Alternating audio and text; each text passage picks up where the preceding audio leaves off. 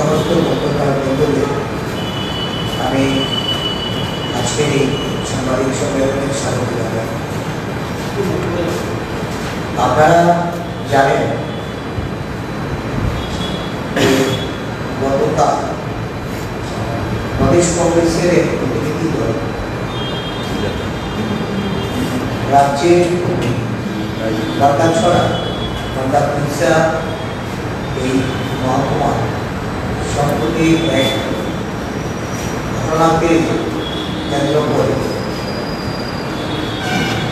বিবাদমান দুই গোষ্ঠী তাদের সংঘর্ষে যে পরিস্থিতির উদ্ভব হয়েছে তা পর্যবেক্ষণে কংগ্রেস দলের পক্ষ থেকে আমাদের 8 জনের এক প্রতিনিধি দল আমরা বাগদাছড়ার উদ্দেশ্যে রাজধানীতে যাওয়ার পর সেখানে প্রশাসনের দ্বারা বাধাপ্রাপ্ত হই এবং আমাদেরকে বাগদাছড়া বা বাগদাপুরসাতে প্রবেশ অধিকার এটা নিষেধ করা হয়। যদিও যাবার আগে প্রশাসনের কাছ থেকে এই জন্য অনুমতি সাপেক্ষে আমরা 4 বার অ্যাটেন্ডিং গতকালকে সেখানে পৌঁছে আমাদের বাগদাছড়ায় প্রবেশ করার সুযোগ হয়। বাগদাছড়ার ঘটনাবলী বিভিন্নভাবে আমরা আমাদের মিডিয়া গ্রুপ এবং সেখানকার বিভিন্ন দলীয় আমাদের যারা সাংগঠনিকভাবে সেখানে কাজ করে তাদের মাধ্যমে আমরা কিছুটা ফুটেজ তুলে নিয়ে এসেছি। আমি প্রথমে আপনাদেরকে এই ফুটেজগুলি তুলে ধরে তার উপর আমার বক্তব্য আমি পরবর্তী সময়ে এটা আপনাদের সম্মুখে আগে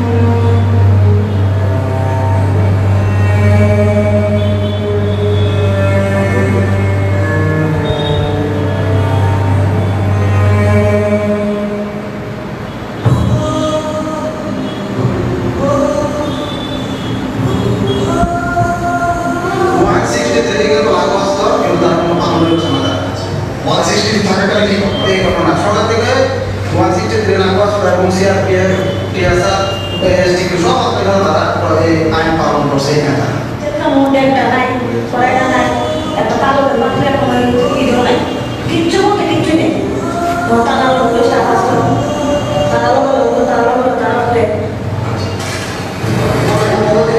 দেখছেন না এগুলো দেখছেন না আমরা এই ঘটনার স্তরে কোনো নেতা কোনো না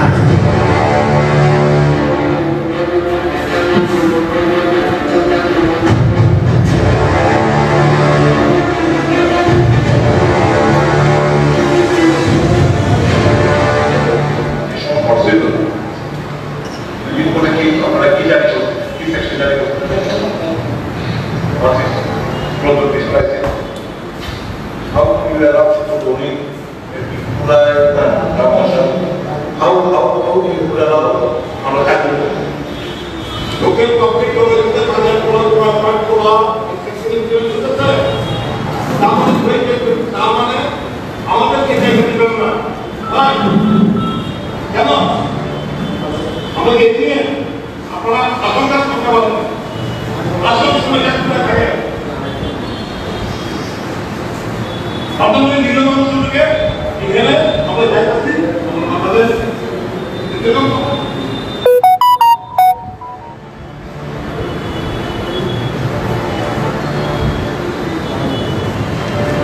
tadi tiga lagi dua kalau dua biasa ini kenapa dulu kan halo Mr. Vishwa please side aja আপনারা দেখলেন এই ঘটনা বাগাছড়া মানুষের বর্তমান কি অবস্থা কি ভয়াবহতা এবং এই ঘটনার পরিপ্রেক্ষিতে মানুষের মধ্যে যে ক্ষোভ বা অসন্তোষ এটা পরিষ্কার তাদের কথার মধ্য দিয়ে দেখিয়েছে। এই ঘটনা বর্তমানে 165টি পরিবার যাদের বাড়ি এবং দোকান ঘর সম্পূর্ণ আগুনে প্রস্ফুটিত হয়েছে, তারা আশ্রয় শিবিরে গিয়ে অবস্থান করছেন এবং তাদের সাথে মোট 176টি পরিবার এখনো আশ্রয় শিবিরের মধ্যে আছে, যারা নানাভাবে বাড়িঘর ক্ষতিগ্রস্ত হয়েছে। লুটপাট করে তাদের সমস্ত জিনিসপত্র তুলে নিয়ে গেছে, ভেঙে ফেলা হয়েছে, তাদের সমস্ত সামগ্রী বাড়িতে গিয়ে সেখানে যে বসবাস করবে নিরাপত্তার অভাবের জন্য তারা এই আশ্রয় শিবিরে অবস্থান করছে। একটা অস্বাভাবিক ঘটনা ছাড়া ছাড়া মহকুমার যুগে যখন বিরাজ করছিল, সেই 12 তারিখ যেদিন এই ঘটনার সূত্রপাত হয়, প্রশাসনের কাছে যেমন সেখানকার নাগরিকরা আর্জি জানিয়েছিলেন, নিরাপত্তার জন্য আরেকবার প্রশাসনের সক্রিয় ভূমিকা তারা গ্রহণ করার জন্য আবেদন করেছিলেন। রাজনৈতিক দল হিসাবে আমরাও সেদিন সন্ধ্যাবেলায় ডিজিপি সাহেবের অফিসে গিয়েছিলাম এবং এআইজি এলপি আমরা পরিষ্কারভাবে বলছিলাম যে গন্ডাছড়া থেকে যে খবর উঠে আসছে, গন্ডাছড়ার পরিস্থিতি ভয়াবহ। এই একটা অবাঞ্ছিত মৃত্যুর ঘটনাকে কেন্দ্র করে উভয় সম্প্রদায়ের মধ্যে একটা অশান্তির বাতাবরণ বিরাজ করছে। এটাকে যেন সক্রিয়ভাবে আরেকটা প্রশাসন এটাকে এই গণ্ডগোল যেন না বাড়তে পারে, মানুষের নিরাপত্তা প্রদান করার জন্য আমরা জানিয়েছি। কিন্তু দেখা গেল রাত বাড়ার সঙ্গে সঙ্গে 163 ধারা জারি করা সত্ত্বেও সেখানে এই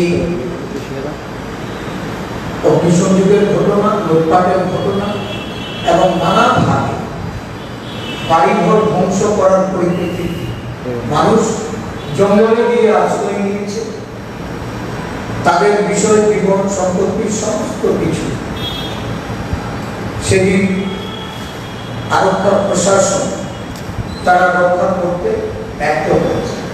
সাধারণ প্রশাসনের ভূমিকা সেদিন গন্ডাছড়ার উপরে যারা বসবাস করে তাদের মুখের কথায় কোথাও তার ছিটে ফুটো দায়িত্ব বা কর্তব্যের ক্ষেত্রে সেটা পরিবর্তনীয় হয় না।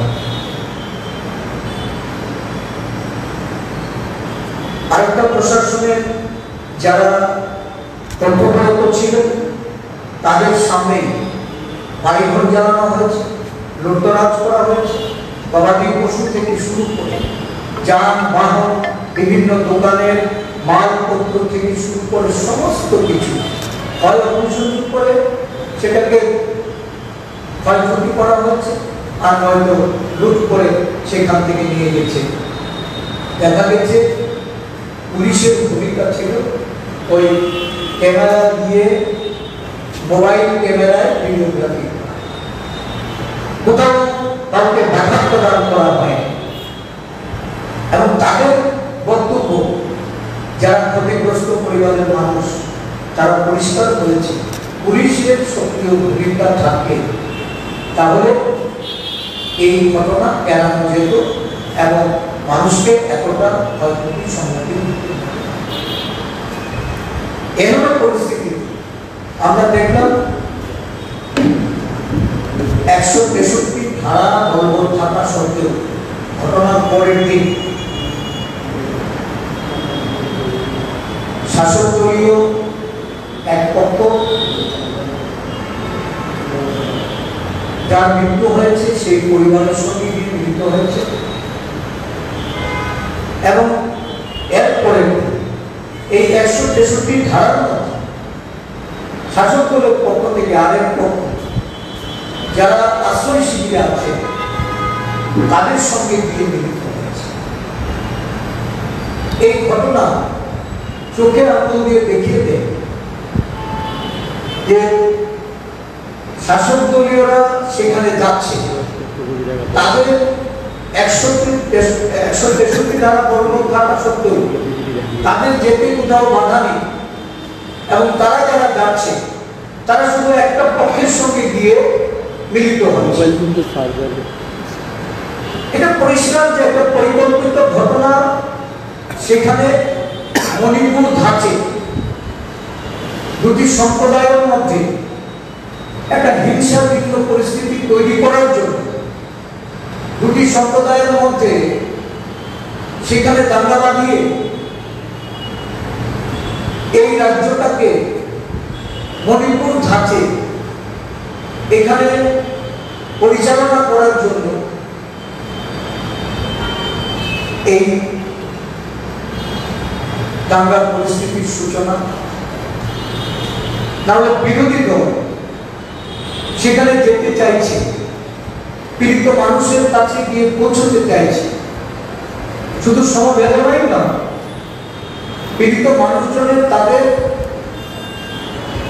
কতটা আমরা সহযোগিতা করতে পারি, প্রশাসনকে কিভাবে সেখানে সর্বদলীয়ভাবে কাজে লাগানো যায়, এই প্রেক্ষিত তৈরি করার ক্ষেত্রে বিরোধী দলের যে দায়িত্ব কর্তব্য সেই দায়িত্ব কর্তব্য পালনে আমরা বারংবার এগিয়ে এসেও আমাদেরকে সেখান থেকে বাধাপ্রাপ্ত হয়ে ফিরে আসতে হচ্ছে, বিরোধী দলকে ঢুকতে দেওয়া হচ্ছে। কি এমন কারণ থাকতে পারে যেখানে শাসক দলের প্রতিনিধিরা গেছেন, তাদের সাথে যারা মিলেমিশে আছে তারা গেছেন, কিন্তু বিরোধী দলকে সেখানে যেতে দেওয়া হবে না? কি লুকানোর চেষ্টা হচ্ছে? কি এমন সেখানে বিরোধী দলের উপস্থিতিতে প্রশাসনিক দুর্বলতাই বলুন বা ষড়যন্ত্রকারীদের ষড়যন্ত্রের যে বিষয়গুলি সেগুলি জনসম্মুখে আসতে পারে। এই ঘটনা চাপা দেওয়ার ক্ষেত্রে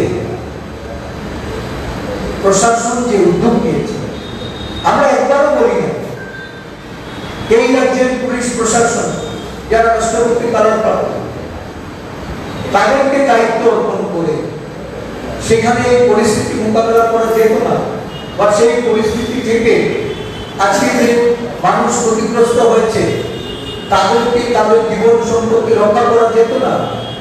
কারণ পুলিশকে নিষ্ক্রিয় করে রেখে এই ধরনের একটা ঘটনা যারা তৈরি করে সারা রাজ্যে মেসেজ দিতে চেয়েছে, আজকে প্রশাসনিক এই গাফিলতি গন্ডাছড়াবাসী তারা তুলে ধরছে, তাদের ক্ষোভের বহিঃপ্রকাশ করছে, এবং যে কারণে শাসক দলের মন্ত্রী সহ শাসক দলীয় নেতারা যখন সেখানে উপস্থিত হয়েছে তাদের মধ্যে এই ক্ষোভে আসতে পড়েছে এবং তাদেরকে সেখানকার জনগণ তাদের প্রতি অনাস্থা প্রকাশ করেছে।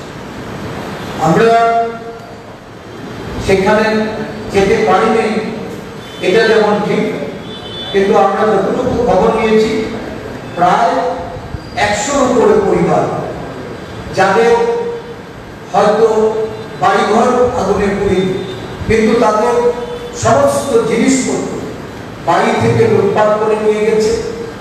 তারা সেই বাড়িতে তাদের বসবাস করার মতো প্রয়োজনীয় পরিকাঠামো নেই। এই গন্ডাছড়া মহকুমা বিভিন্ন এফেক্টেড জায়গাগুলি হরিপুরা, লক্ষ্মীপুর, বিভিন্ন 30 card, 38 card, 36 card, 6 card, 7 card, এই যে জায়গাগুলি, এই সমস্ত জায়গায় এখন যারা বসবাসকারী মানুষ তাদের পেশাগত দায়িত্ব তারা পালন করতে পারছে।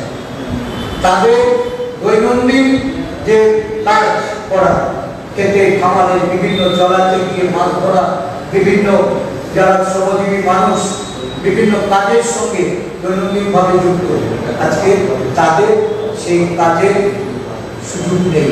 কিন্তু সরকারের তরফ থেকে বা প্রশাসনের তরফ থেকে শিবিরে যারা আশ্রয় নিয়েছে তাদেরকে তাদের খাবার দাবারের মতো ব্যবস্থা করা হচ্ছে, কিন্তু এই মানুষগুলি কর্মহীন হয়ে আজকে তাদের খাদ্যাভাবে ভুগতে হচ্ছে। এই হলো পরিস্থিতি। বিরোধী দলের প্রতিনিধিরা সেখানে যেতে পারবে না, কারণ সরকারের যে এখানে ব্যাপক অবস্থা সেটা বেরিয়ে আসবে বলে সেখানে যেতে দেওয়া হচ্ছে। আমরা প্রথমত এই যে শিবিরে থাকা যারা যাদের বাড়িঘর অগ্নিকাণ্ডে বা দোকান ঘর নষ্ট হয়েছে তাদের ক্ষতিপূরণ বাবদ 25,000 টাকা করে যে অনুদান দেওয়া হয়েছে, বলা হয়েছিল তাদের ঘর বাড়ি পুনর্নির্মাণ করার জন্য সম্পূর্ণ সেখানে অর্থ তাদেরকে প্রদান করা হবে, কিন্তু মূলত 25,000 টাকা নিয়ে তারা তাদের ঘর বাড়ি পুনর্নির্মাণ করার কোনো ধরনের সুযোগ তাদের কাছে নেই। তাছাড়া অন্যান্য যারা বাড়িঘর লুটপাট হয়েছে তাদেরও কোনো অর্থনৈতিক অনুদান না দেওয়ার দরুন তারা বাড়িতে গিয়ে স্বাভাবিক জীবনযাত্রা করার তাদের কাছেও আর কোনো সহায় সম্বল নেই। প্রশাসন সঠিক মূল্যায়ন করে তাদের অর্থনৈতিকভাবে সহায়তা প্রদান করার জন্য তাদের যে ডিমান্ড, এই ডিমান্ড ফুলফিল করার আমরা আবেদন রাখছি।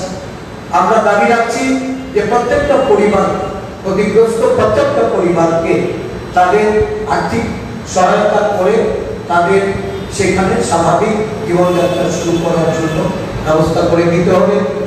আমাদের এই এখানে যে 336টি পরিবার যারা শরণার্থী শিবিরে আছে তাদেরকে সম্পূর্ণ পুনর্বাসন দিয়ে তাদের ঘর তৈরি করার জন্য ব্যবস্থা করে দিতে হবে। সুরক্ষার জন্য যে ক্যাম্পগুলি বিভিন্ন জায়গায়, যে পুলিশ ক্যাম্প, এসপিও ক্যাম্প একসময় ছিল, সেগুলি খুলে নেওয়া হয়েছে। যেমন আমাদের কাছে যেটা আমরা যতটা জেনেছি যে সেখানে 30 কার্ড, 36 কার্ড, 6-7 কার্ডের বনকর ঘাট, শর্মা চৌমনিতে, এমারদাসপাড়া, আমাদের 20 কার্ড যেটা হরিপুরা, যেটা একটা বিশাল জনবসতি সম্পন্ন এলাকা, এই সমস্ত এলাকাতে সেখানে ক্যাম্প বসিয়ে নিরাপত্তার ব্যবস্থা করতে। আসল ঘটনা হলো শাসক দলীয় যে যুব মোর্চা, বিভিন্ন দলে তাদের সঙ্গে যারা আছেন, আইপিএমপি বা তীব্রামাথা দলে যুবকদের, তাদেরকে দিয়ে একটা স্থানে মেলা সংগঠিত করা হচ্ছে। যে মেলাকে কেন্দ্র, আসলে ওই অঞ্চলটাতে আগে কখনো মেলা বসে, এই মেলাটা এবারেই প্রথম সেখানে তারা প্রশাসনের তরফ থেকে অনুমতি দেওয়া হয়েছে।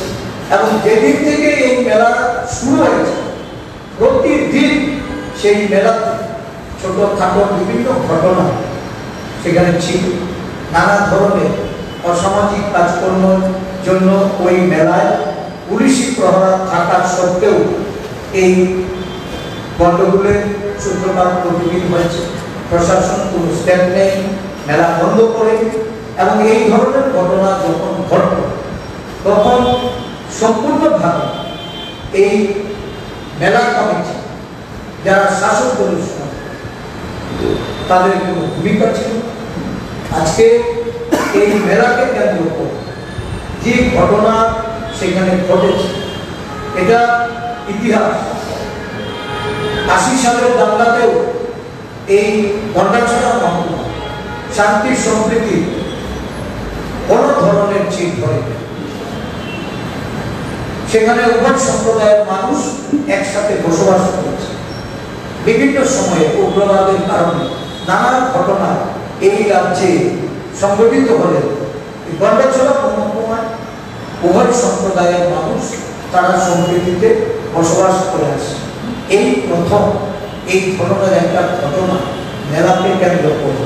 আর এই প্রশাসনের নির্বাক ভূমিকা, নিষ্ক্রিয়তা, পুলিশি নিষ্ক্রিয়তা, পুলিশকে প্রশাসন নিষ্ক্রিয় করে এখানে এমন একটা ঘটনা উপস্থাপনা করার পরে প্রশাসনের কোনো কর্তাব্য, না রাজ্যপাল, না রাজ্যের মাননীয় মুখ্যমন্ত্রী, না এই রাজ্যের চিফ সেক্রেটারি, না পুলিশের ডাইরেক্টর জেনারেল অফ পুলিশ, কোন উচ্চপদস্থ আধিকারিকরা বা এই রাজ্যের জনপ্রতিনিধিরা তারা কেউ চান না। আমরা দেখেছি সাধারণ ছোটখাটো ঘটনায় মুখ্যমন্ত্রীকে ট্রেন যুগে সেই ঘটনাস্থলে পৌঁছে।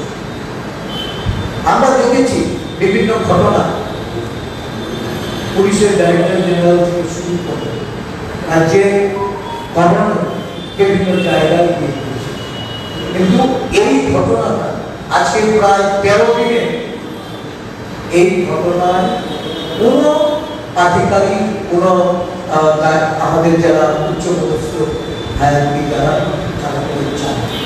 আমি এটা প্রমাণ করি এই রাজ্যে একটা গভীর ষড়যন্ত্র তৈরি করে সাম্প্রদায়িক যে সম্প্রীতি বিনষ্ট করা একটা গভীর ষড়যন্ত্র শুরু হচ্ছে। আমরা এই বিষয়ে জনগণকে যেমন জাগ্রত করছি, গন্ডাছড়াবাসী যারা নিপীড়িত, যারা আশ্রয় শিবিরে আছে, বিভিন্ন সম্প্রদায়ের মানুষ যারা আজকে আশঙ্কাগ্রস্ত, আমরা তাদের পাশে আছি। আমাদের চেষ্টা থাকবে। আমরা দেখলাম আজকে যে এই যে অর্ডারটা বের করা হয়েছে, এটা আগামী 28 তারিখ অবধি সেখানে ধারা 163 জারি থাকবে। তার মানে তারাই মুখে বলছেন যে সেখানে বাজার হাট করেছে, স্বাভাবিক জীবনযাত্রা শুরু হয়েছে, গন্ডাছড়া শান্তি বিরাজ করছে, গন্ডাছড়া প্রশাসন সেখানে স্বাভাবিক অবস্থা ফিরিয়ে নিয়ে এসছে, কিন্তু বিরোধী দলে প্রবেশিকা নিষিদ্ধ করা হয়েছে। গতকালকে আমরা তাদের যে এই যে 163 সেকশনে 5 জন একসাথে যেতে পারবেন, আমরা 4 জন যেতে চাইছি। আমরা 4 জন সেখানে প্রবেশ করে পরিস্থিতির খোঁজখবর নেওয়া এবং পীড়িত মানুষের পাশে যাওয়া, তাদেরকে সমবেদনা জানানো, তাদের প্রয়োজনীয় যে দাবিগুলি সেগুলি সম্পর্কে বিরোধী দল হিসাবে আমাদের দায়িত্ব পালন করতে আমরা চেয়েছি। সেখানেও কোনো অনুমতি পাওয়া যায় না, আমাদের প্রতিহত করা হয়েছে। এর থেকে পরিষ্কার যে এই রাজ্যের সরকার বা সরকারি ভাবে এই ধরনের একটা ষড়যন্ত্রমূলক ঘটনা ঘটিয়ে রাজ্যটাকে তারা মণিপুর ধাঁচে এই রাজ্যে শাসন কায়েম করতে চাইছে। আমরা তার তীব্র নিন্দা করি। এই ঘটনায় উভয় সম্প্রদায়ের মানুষকে সম্প্রীতি দিয়ে তাদেরকে সহাবস্থান করার জন্য জাতীয় কংগ্রেস দল আমরা আবেদন করছি। কারণ আমরা জানি আমাদের 2 জন জাতীয় পর্যবেক্ষক এই রাজ্যে এসেছে। আমরা প্রশাসনের কাছে অনুমতি চেয়েছি এবং আমাদেরকে অনুমতি প্রদান করে পরবর্তী সময়ে সেটা বাতিল করা হয়েছে। আমাদের কেন্দ্রীয় নেতৃত্ব সেখানে যেতে পারে, গতকালকেও সেটা আমরা অনুমতি পেয়েও সেটা আমরা সম্পন্ন করতে পারি। অবশ্যই গন্ডাছড়াবাসী আমরা পাশে আছি এবং আমরা আগামী দিন যখন এই যে আজকে যে সেকশনটা ইম্পোজ করা হয়েছে এটা নিয়েও আমরা ভাবছি যে যদি স্বাভাবিক হয় সবকিছু, তাহলে এটা দিয়ে বিরোধী দলের তাদের অ্যাক্টিভিটিতে কেন বাধা সৃষ্টি করা হবে এটা নিয়েও আমরা আইনগতভাবে আমরা আমাদের ভাবনা আছে।